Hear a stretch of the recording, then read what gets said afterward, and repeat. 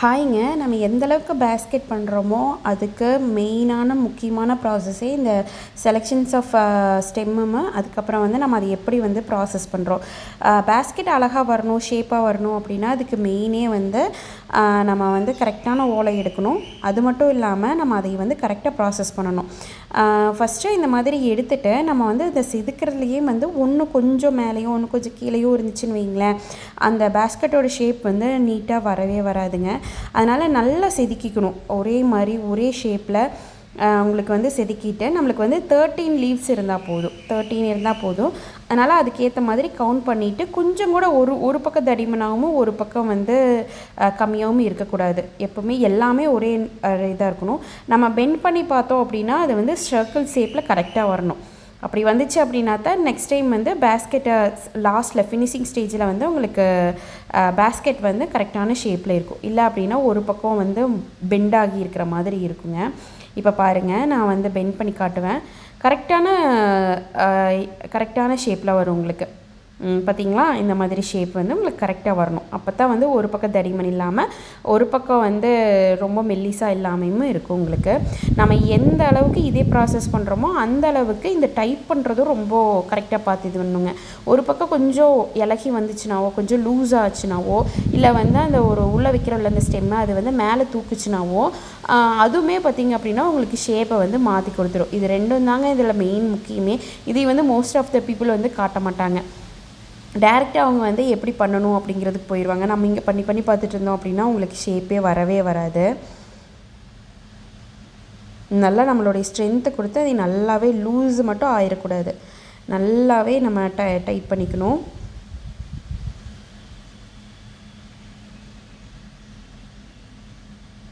நீங்கள் பார்த்தீங்கன்னாவே தெரியும் நான் எவ்வளோ போட்டிருப்பேன் அதுக்கு நாட்டு அப்படின்னு சொல்லிட்டு.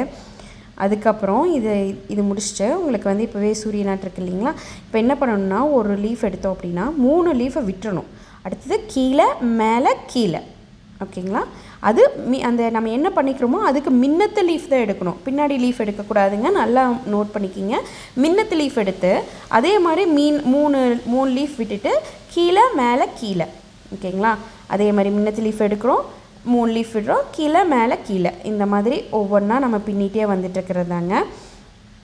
அப்புறம் இதில் ஒன்று நோட் பண்ண வேண்டிய விஷயம், நான் வந்து எதையை வந்து மேலே வச்சுருக்கிறேன்னு பாருங்கள். நீங்கள் வந்து இந்த லீஃபை நம்ம பண்ணினதை வந்து நான் அந்த ஒயிட் கலர் ஸ்டெம் இருக்குல்லைங்க, அது மேலே பார்த்த மாதிரி தான் இருக்குது. நான் கொண்டு போகிறது எல்லாமே அந்த ஒயிட் ஸ்டெம்மை வந்து மேலே பார்த்து தான் நான் கொண்டு போகிறேன். லீஃபை வந்து அந்த கீழ்ப்பாகத்தை வந்து கீழேயே தான் இருக்குது, மேல் பாகம்தான் மேலேயே இருக்கிற மாதிரி கொண்டு போயிட்டுருக்கிறேன். நீங்கள் அதை பார்த்திங்கனாவே தெரியும். இன்கேஸ் அது கீழே வந்ததுனாலும் நான் வந்து அதை ஷேப் பண்ணி மேலே கொண்டு போயிடுவேன். அது ரொம்பவே முக்கியம். இல்லை அப்படின்னா அந்த லுக் வந்து உங்களுக்கு வராது. பார்த்திங்களா, நம்ம வந்து பெண்ட் பண்ணி விட்டுருந்தாலும் அதை வந்து நான் கரெக்டாக ஷேப் எடுத்துகிட்டு போயிட்டே இருப்பேன்.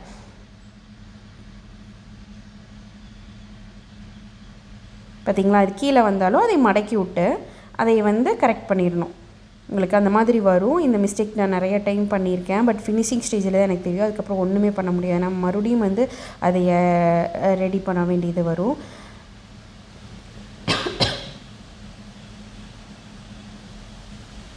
பார்த்திங்களா, அதை நான் எடுத்து விட்டுட்டே இருப்பேன். எப்பவுமே ஒயிட் கலர் தான் மேலே இருக்கும். நான் பிடிச்சிருக்கிறதுமே எல்லாமே உங்களுக்கு வந்து ஒயிட் கலர் மேலே பார்த்து தான் இருக்கும், க்ரீன் கலர் வந்து கீழே பார்த்து தான் இருக்கும்.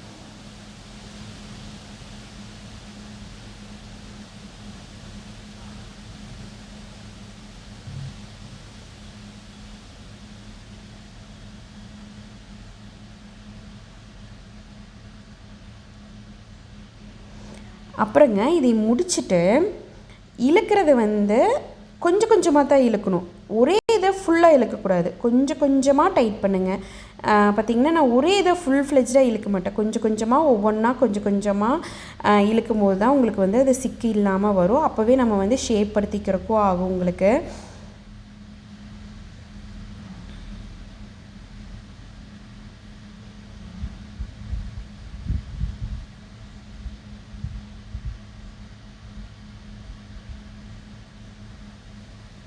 கொஞ்சம் கொஞ்சமாக தாங்க இழுக்கணும். நல்லா நோட் பண்ணிக்கிங்க. அதை வந்து இந்த கேப் கீழே தெரியுது இல்லைங்களா, அதை வந்து நம்ம நல்லா கீழே கையில் வந்து ப்ரெஷ் பண்ணி விட்டு நல்லா அமுக்கி விட்டு பேஸ்கெட் மாதிரி நம்ம தான் அதை பண்ணணும். எப்படி இருந்தாலும் வந்து அந்த இது வரும். இப்போ நம்ம இன்கேஸ் ஏதாச்சும் இதை நம்ம தப்பு பண்ணியிருந்தோன்னு வைங்களேன், அந்த ஸ்டெம் வந்து நம்ம செதுக்கிறதுலையோ இது பண்ணலையோ இப்போ பார்த்திங்கன்னா அந்த ஷேப் வந்து உங்களுக்கு நல்லா வராது, கோணல் மாணலாக வருங்க.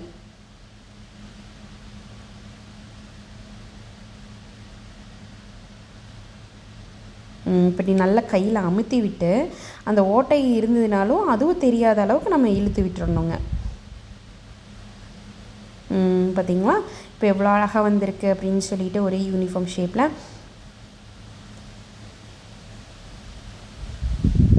உன்னையுமே டைட் பண்ணணுங்க, உன்னையுமே நல்லா டைட் பண்ணிவிட்டு அதுக்கப்புறம் அடுத்தது இந்த ப்ராசஸ்க்கு போகணும். இதை வந்து எல்லாத்தையுமே வந்து நம்ம அரேஞ்ச் பண்ணுறோம்.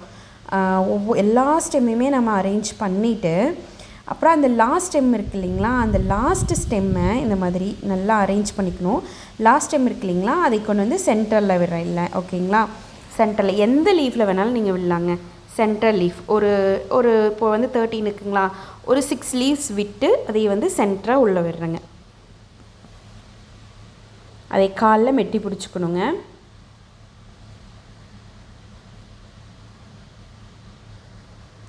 இப்போது அடுத்த லீஃப் எடுக்கிறோம் இல்லையா, அது வந்து உங்களுக்கு அதுக்கு மின்னத்து லீஃப் நீங்கள் பண்ணிக்கிறதுக்கு மின்னத்து லீஃபில் தான் விடணும், பின்னாடி லீஃபில் விடக்கூடாது. முன்னாடி இருக்கிற லீஃப்லேயே விட்டுட்டு வரணுங்க. நான் கேமரா ஹேண்டில் பார்க்காம பண்ணுற ஆர்வத்தில் கொஞ்சம் இது மட்டும் உங்களுக்கு கவரப் பண்ணாமல் இருப்பேன். பட் வந்து உங்களுக்கு முன்னாடி லீஃப்லேயே நம்ம பண்ணி கொடுத்துட்ருக்கணும், பின்னாடி போகக்கூடாது, முன்னாடி.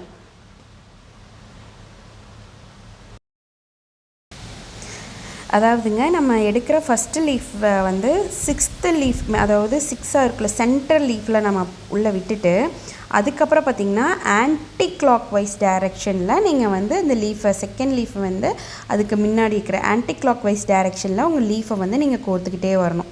கோர்த்துட்டு வரும்போது உங்களுக்கு இந்த மாதிரி ஒரு இது வருங்க. அதுக்கப்புறம் அதை எடுத்து அந்த இதில் வந்து அந்த ஹோல்ஸில் வந்து உங்களுக்கு நீங்கள் அந்த ஹோல் எது கரெக்டாக டேரெக்டாக இருக்கோ அந்த ஹோல்ஸில் வந்து நீங்கள் விட்டுறணும்.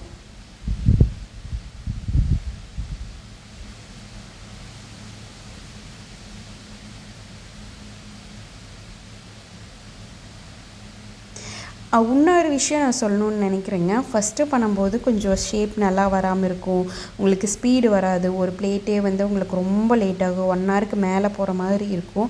பட் நீங்கள் இதை வந்து ப்ராக்டிஸ் பண்ண தான் வந்து உங்களுக்கு கரெக்டான ஷேப் வருங்க. அதனால் கரெக்டாக ப்ராக்டிஸ் பண்ணிகிட்ருக்க உங்களுக்கு வந்து ஷேப்பு எல்லாமே கரெக்டாக வந்துடும் உங்களுக்கு.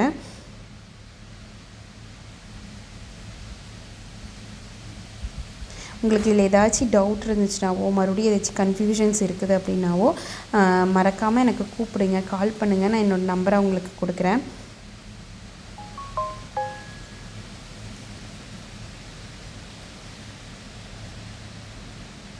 அவ்வளோதாங்க, முடிஞ்சிச்சு. இது எல்லாத்தையும் வந்து டைட் பண்ணிவிட்டு அந்த சைடில் இருக்கிற ஒவ்வொன்றிலையும் வந்து நீங்கள் கோர்த்து விட்டீங்க அப்படின்னா பேஸ்கெட் வந்து ரெடி ஆயிடுச்சுங்க. உள்ளே இருக்கிறதுல வந்து தெரியாமல் அது வந்து கலைஞ்சு போகாமல் இருக்கிறதுக்கு நம்ம அதை மட்டும் உள்ளே வந்து கோர்த்து விடணும், அவ்வளோதான்.